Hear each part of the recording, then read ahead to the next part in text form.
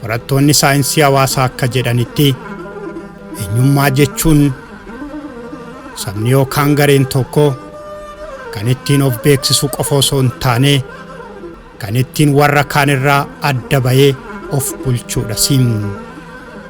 Qabeenyii fi hambaan eenyummaa kunneen ammoo walitti sutamanii ifa jiruu eenyummaa Oromoo har'aa kana uumanii sabni akkasiin jireenya qananii uummatee daangaa lafaa fi nama isaa babal'ifatee jiraachaa ture.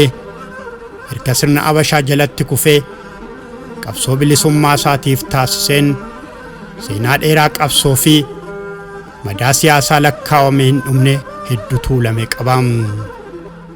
Sabni sirna isaa dhabee inni amantiin isaa jalaa tuffatamee kan falaasamni jireenyaa isaa harkaa dhaalamee inni aartii fi afaan isaa jalaa ukkaanfamee sabni daangaan isaa tuqamee diduu malee silaa filannoo maalii qaba?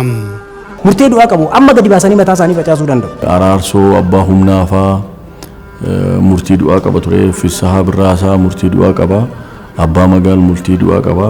Muudaa murtii du'aa qabu. Injiraa seenaa Oromoo keessaayyuu namni akkanaa injiraayi. Qotiyyoo wayii tokko gurgurattee baruun dhaqee ilaalaa jettee yeroo deemtu onneen dhaabbattee duutee jechuudha. Oromoon gontaa namoo keessa ture. Siyool kan jedhan kan inni argee jechuudha gaafa sana. Halkan keessaa sa'aatii 8tti na baasanii Yoosef bakka awwaalaa nageessan kaadiiskoo. Daaddaa deeme fincaan malee lukaan deemuu hin danda'an. Sibiilli kun akka hin cabne. Biiraa afaan itti tufu beektaa alaala dhaabbatanii. Bakka uummanni jirutti rasaasaan tumamee akka du'u jedhanii murtii du'aa natti murteessanii jechuudha. Anas obboleessa koos lammaan keenyatti du'umatu murtaa. Umurii guutuu akka mana akka hidhamu jedhanii natti murteessan jechuudha.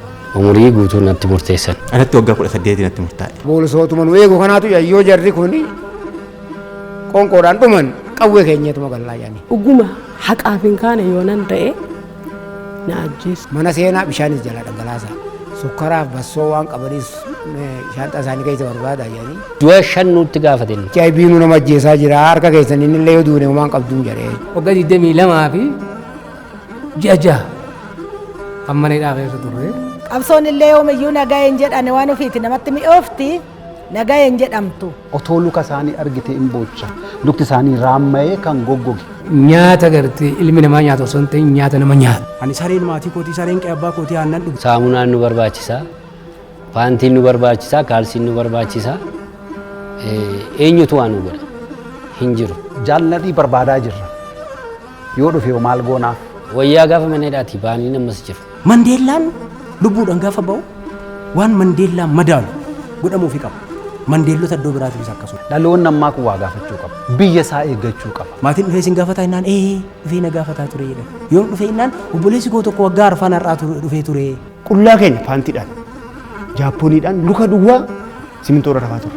Guyyaa 21 hidhamtoonni Oromoo siyaasaan achi keessenne nama sana gumnetti immoo nu himatanii jecha. Abudduuni keessa kootii tokko piinsaati hanga buqqa'u dirasitti ga'e.